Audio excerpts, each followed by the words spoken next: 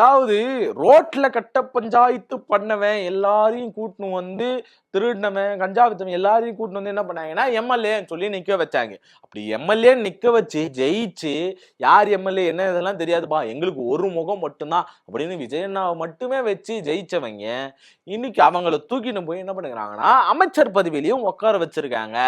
இதுதான் ஊழலற்ற ஆட்சி, இதுதான் மாற்றத்திற்கான வழி அப்படின்னு சொல்லி தாவேக்கா சொல்றது எந்த வகையில ஏற்றுக்கொள்ளக்கூடியதா இருக்கு அப்படின்னு பெரிய எதிர்பார்ப்புகளோடு இருக்காங்க. இதுக்கிடையே குறிப்பிட்டு ஒருத்தரை பார்க்கணும் அப்படின்னா மரிய வில்சன் அவர்கள், விருகம்பாக்கம் தொகுதியுடைய எம்எல்ஏ மரிய வில்சன் அவர்கள் தான் பெரும் சர்ச்சைக்குரிய ஒருத்தராகவும் சமூக வலைதளங்கள்ல பரவிக்கிட்டு இருக்காரு. என்ன பரவிட்டு இருக்காருன்னு பாத்துருவோமா?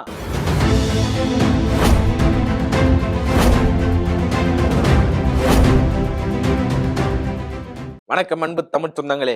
அதாவது தாவேக்காவுடைய அமைச்சரவை அமைஞ்சது 2 கட்டமா அமைஞ்சதுக்கு அப்புறம் 3வது கட்டமாவும் அமைஞ்சது.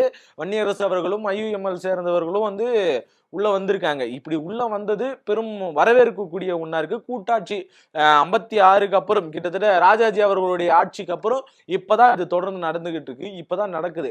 இந்த நடைமுறையை நம்ம எல்லாருமே பெருமளவுல வரவேற்றாலும் ஒரு பக்கம் அங்க அமைச்சரவைன்னு அமைக்கப்பட்டதுல ஒரு பக்கம் பள்ளி கல்வித்துறை தலித்துக்கு ஒருத்தருக்கு போயிருக்கு, ராஜ்மோகனுக்கு போயிருக்குன்றது வரவேற்கக்கூடிய ஒண்ணா இருக்கு எல்லாரும் சொன்னாலும், இங்க இன்னொரு மத்த அமைச்சர்களை பார்க்கணும்.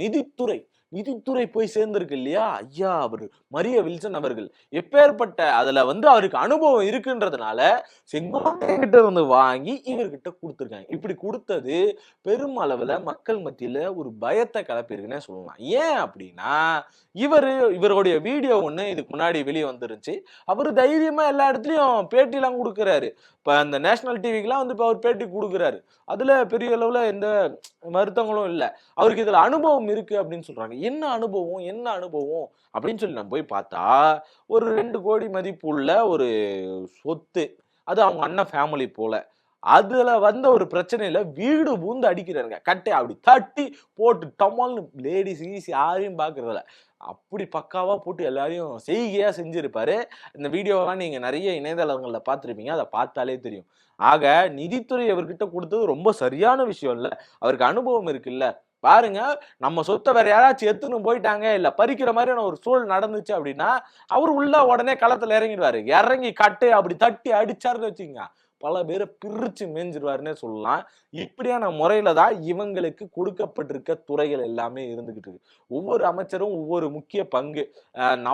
நவகிரகங்கள் மாதிரி நவ அமைச்சர்களை அமைச்சதுதான் இது வரைக்கும் இருந்த அரசர் காலம். இது எல்லாத்தையும் மாத்தி அமைக்கிற மாதிரியான ஒரு 35 இலாக்காக்களை ஒதுக்கி 35 அமைச்சர்கள் அமைவாங்க. அந்த அமைச்சரவை அமைஞ்சிருச்சு.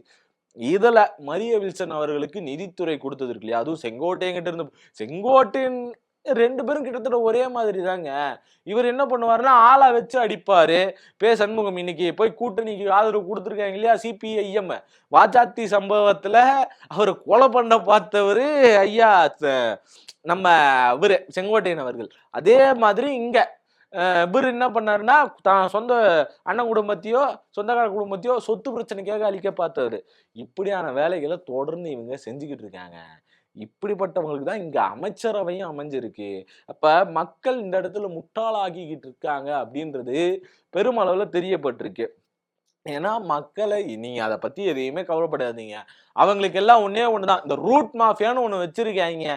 அதை வச்சுக்கிட்டு நீங்க என்ன வேணா கமெண்ட் பண்ணுங்க, என்ன வேணா பண்ணுங்க, அதை பத்தி இங்க வெளியே தெரியவே விட மாட்டாங்க. விஜய் என்ன பண்றாருன்றத வச்சு அதை வச்சு டெய்லி ரீல்ஸ் கிரியேட் பண்ணி ஒரு நாளைக்கு 100 கண்டென்ட் 50 கண்டென்ட்னு எடுத்து போட்டு அதை ஃபாலோ பண்றதுக்கும் அதை லைக் பண்றதும் அதுக்கு கமெண்ட் பண்றது யாருன்னு பாத்தீங்கன்னா, அந்த கமெண்ட்டுக்கு லைக் போடுறது யாருன்னு பாத்தீங்கன்னா இவங்களே 4-5 அக்கௌண்ட் ஏகப்பட்ட அக்கௌண்ட்ஸை கிரியேட் பண்ணி வச்சிருக்காங்க.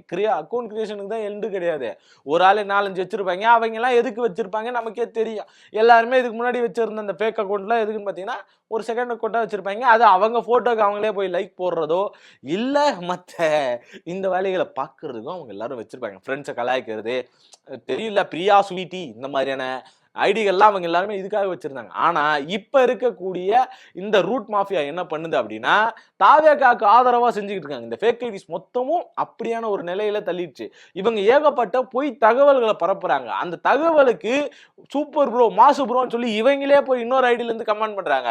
அதுக்கு இன்னொரு ஐடியில இருந்து இவங்களே போய் ரிப்ளை கமெண்டும் லைக்கையும் போட்டுக்கிட்டு இருக்காங்க. இப்படியான ஒரு வேலையை தொடர்ந்து செஞ்சுட்டு இருக்காங்க. நீங்க போய் தி ரூட்னு போட்டீங்கனாலே தெரியும், அது ஒரு வெப்சைட் உள்ள போகும். அந்த வெப்சைட் உள்ள பாத்தீங்கன்னா விஜய் அவர்கள் சென்டர்ல இருப்பாரு, கீழே 2 பேர் இருப்பாங்க, மேல ஒரு ஹீரோயின்ஸும் கீழே டைரக்டர்ஸும் இருப்பாங்க. இது வரைக்கும் அவர் பண்ண அந்த மாஸ் மூமெண்ட்ஸ் இது எல்லாத்தையும் கிரியேட் பண்ற மாதிரி, யாருக்குள்ள வேலை செஞ்சிருக்காரு அப்படின்றத கிரியேட் பண்ற மாதிரி ஒரு பேனரே அப்படிதான் வச்சிருப்பாங்க. இந்த ரூட் மாஃபியா வச்சுக்கிட்டு இவங்க பண்ணக்கூடிய அட்டூழியங்களும் வேலைகளும், ஏன்னா பெரும்பாலான மக்கள் என்ன பண்ண மாட்டாங்கன்னா போய் ஆராய்ஞ்சு பார்க்க மாட்டாங்க. இவ சொல்றதுல சரி இருக்கா இல்ல தப்பு இருக்கா.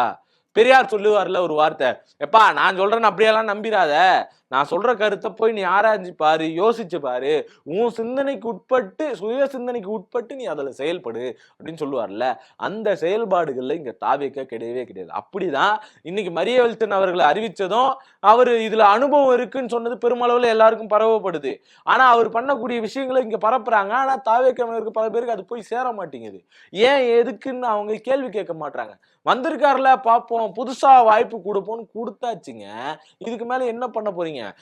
இடையில ஏகப்பட்ட சட்ட ஒழுங்கு சீரின்மை நடக்குது, சட்ட ஒழுங்கு சரியில்லைன்ற கம்ப்ளைண்ட்ஸ் வருது, பெண்கள் மீதான வன்கொடுமைகள் நடக்குது. அதை நம்ம கேள்வி கேட்கவே முடியாது. ஏன்னா அது தனி மனித ஒழுக்கத்துக்குள்ள வருது. கண்டிப்பா அதுக்கு அரசாங்கம் என்ன நடவடிக்கை எடுக்கணுமோ அதை விஜய் அவர்கள் பிற்காலங்களில் எடுப்பாருன்னு நம்ம எதிர்பார்க்கிறோம். ஆனா நடக்காதுன்னு நம்ம தெரிஞ்ச விஷயம் தான். ஆனா எதிர்பார்க்கிறோம், தனி மனித ஒழுக்கங்கள் வந்தா மட்டும்தான் அது கண்டிப்பா நடக்கும். ஆனா நடக்காது தெரிஞ்ச ஒரு விஷயமா இருந்தாலும் விஜய் அவர்கள் இதுக்கு என்ன முடிவு எடுக்க போகிறாரு, அதுக்கான மாற்றங்கள் என்ன கொடுக்க போகிறாரு, சட்டங்கள் தண்டனைகள் கடுமையாக்கப்படணும் அப்படின்னு பேசுற அதே நேரங்கள்ல அவங்களுக்கு அறிவு பூட்டும் வகையில சட்டங்கள் தண்டனைகள் கடுமையாகிச்சுன்னா அது பயத்தை தான் ஏற்படுத்தும். தெரியாம செய்யறதுக்கான ஒரு வேலையை தான் பார்ப்பாங்களே தவிர, இப்போ ஒரு குழந்தைகிட்ட அந்த பேப்பரை எடுக்காத இல்ல அந்த காசை எடுக்காத அதை கிளிக்காதன்னு சொன்னீங்கன்னா அது என்ன பண்ணுன்னா தெரியாம எடுக்கதான் பார்க்கும். அப்ப அதை எடுத்தா அது எந்த அளவுக்கு முக்கியத்துவம் இருக்கு, அதனுடைய வளர்ச்சி என்ன, அதோடைய முக்கியத்துவம் என்ன, அதனுடைய விஷயங்கள் என்ன அப்படின்றத தெளிவா சொன்னீங்க அப்படின்னா அதுக்கப்புறம் அந்த குழந்தை கேட்டுக்கும். ஆனா நீங்க அப்படி பண்ணாம வெறும் அடிச்சிங்க ஒடிச்சிங்கன்னா அது தெரியாம செய்யறதுக்கான ஒரு திருடனை உருவாக்குறதுக்கான வேலையை, ஒரு மறைமுகமான குற்றவாளியை உருவாக்குறதுக்கான வேலையை தான் அது போய் செய்யும். தண்டனைகள் கண்டிப்பா அதை மட்டும்தான் செய்யும். நீங்க என்ன பண்ணணும் அப்படின்னா அந்த அறிவை ஊட்டணும், அவங்களுக்கு இதை பத்தின தெளிவான புரிதலை கொடுக்கணும். அப்படி புரிதல் படிச்சவன்லாம் இதெல்லாம் பண்றானே அப்படின்ற ஒரு கேள்வியை தூக்கிட்டு வராதிங்க. படிச்சாலும் அதுக்கான அறிவு இருக்குமான்னு கேட்டீங்கன்னா கிடையாது. அது கொஞ்சம் டவுட்டு தான். படிப்பை மீறின ஒரு அறிவா, பகுத்தறிவா அது எல்லாத்தையும் நம்ம புகுட்ட வேண்டிய கட்டாயம் இருக்கு. அதை இப்ப வந்திருக்கக்கூடிய இந்த அரசு செய்யும் அப்படின்றத நம்ம நம்புறோம். நம்பினாலும் அது வாய்ப்பு இல்லைங்க. விஜய் அண்ணனே பாவம் கைஸ், அவர் பாவம் எவ்வளவு கஷ்டப்படுறாரு. விஜய் அண்ணன் எங்களுக்கு 1000 ரூபா கூட வேணான்னு சொல்லி எல்லாரும் வீடியோ போட ஆரம்பிச்சிட்டாங்க. இதை ஃபாலோ பண்றதுக்கும் பரப்புறதுக்கும் நிறைய பேர் இருக்காங்க. ஒரு பக்கம் அவர் வாங்கி அந்த 2 கோடி 12 கோடிக்கு இவர் கார் வாங்கியிருந்தாரு ஸ்டாலின் அவர்கள், அவருடைய கொட்டெல்லாம் வெளிப்பட்டுருச்சு. இப்ப 2 கோடிக்கு இவரு 40 ஜீப்பை வாங்கியிருக்காரு அப்படின்னு சொல்லி சொன்னதும் ஒரு நியாயமா யோசிச்சு பாருங்களேன். ஒரு டெண்டர் விட்டு அதுல வரக்கூடிய காசை வச்சு அவங்க எந்த அமௌண்ட் கொடுக்குறாங்கன்றதெல்லாம் கால்குலேட் பண்ணி, எல்லா டெண்டரையும் பார்த்து கால்குலேட் பண்ணி அதுக்கு ஆர்டர் பாஸ் பண்ணி அதுக்கப்புறம் அது எல்லாத்தையும் எடுத்துன்னு இறக்குறதுக்கு ஒரு 10 நாள்ல முடிஞ்சிருமா? 10 நாள்ல செய்யக்கூடிய வேலையா அது? அப்போ ஒரு லாஜிக்கே இல்லாத ஒரு விஷயத்தை எடுத்து பாருங்க செஞ்சு முடிச்சிட்டாரு, அதுவும் 2 கோடிக்கு வாங்கிட்டாரு அப்படின்றது. கூகுள்ல போய் அது எந்த காரு, இது என்ன காரு, என்ன திட்டத்துக்கு அது 12 கோடி, என்ன திட்டத்துக்கு இது 2 கோடியில முடிஞ்சிச்சு, அதையும் குறிப்பா நம்ம சொல்லணும்னா இது ஆர்டர் பாஸ் பண்ணது எப்பயோ திமுகவுடைய ஆட்சியில ஏப்ரல் மந்த்ல நடந்தது. அதுக்கப்புறம் தான் இது இப்போ நடந்திருக்கு. ஸ்டிக்கர் மாடல் தான் வழக்கம் போல ஸ்டிக்கர் ஒட்டிக்கிறது. திமுகக்கு ஸ்டிக்கர் ஓட்டுறதுலாம் புதுசு கிடையாது. கிளாம்பாக்கம் பஸ் ஸ்டாண்ட் அப்படிதான் பண்ணாங்க. அதே மாதிரி இதுவும் ஸ்டிக்கர் ஓட்டுற ஒரு பக்கம் தான். அந்த மாதிரியான ஒரு வேலையை அவங்க தொடர்ந்து பார்த்துட்டாங்க. அதுக்கப்புறம் இந்த 12 கோடி 2 கோடிக்கு வருவோம். 12 கோடி சொன்னது அந்த கார் வேறங்க. அது எதுக்காக பண்ணது அப்படின்னா பிங்க் பெட்ரோல் அப்படின்னு ஒண்ணு கொண்டு வந்தாங்க. பெண்கள் பாதுகாப்புக்காக தொடர்ந்து எல்லா இடத்துலயும் செயல்படும் அப்படின்னு சொல்லியிருந்தாங்க. அதுக்கு முன்னாடி அது அம்மா பெட்ரோல் இருந்துச்சு. இப்ப பிங்க் பெட்ரோல் இந்த மாதிரியான ஒரு வேலைகளை செஞ்சுட்டு இருக்காங்க. இப்ப சிங்கப்பெண் சிறப்பு படை அப்படின்னு ஒண்ணு உருவாக்கிட்டாங்க. இவங்க வாழையடி வாழையா மாத்தி மாத்தி நாங்கள தாண்டி இவங்களை ஆள போறோம் அப்படின்றதுக்கான ஒரு மாற்று வழியா தான் இருக்கும். இது வரைக்கும் திமுக 2வது முறை ஆண்டதே கிடையாது. அது அண்ணா, அப்புறம் கலைஞர், அதுக்கப்புறம் கிடையவே கிடையாது. கிடையாது. புதுசா ஒருத்தர் உருவாகிட்டே தான் இருக்காரு. அப்படியான ஒரு மாற்றம் திமுக 2வது முறை ஆளக்கூடாதுன்ற ஒரு நல்ல வேலையை இங்க விஜய் அவர்களும் எடுத்து சிறப்பா செஞ்சுக்கிட்டு இருக்காரு. கண்டிப்பா சொல்றேன் 2031 விஜய் அவர்கள் தான் ஆட்சிக்கு வர போறாரு. ஏன்னா மக்களை முட்டாளாக்குறது ஈஸி, அறிவாளிகளாக்குறது தான் ரொம்ப கஷ்டம். அப்படியான முறையில் தான் இருந்துகிட்டு இருக்காங்க. 30ல விஜய் வருவாரா இல்ல இந்த ஆட்சி கவிழுமா அப்படின்ற உங்களுடைய எண்ணம் எப்படியா இருக்கு அப்படின்றத மறக்காம கமெண்ட்ல சொல்லிட்டு போயிடுங்க. நன்றி, வணக்கம்.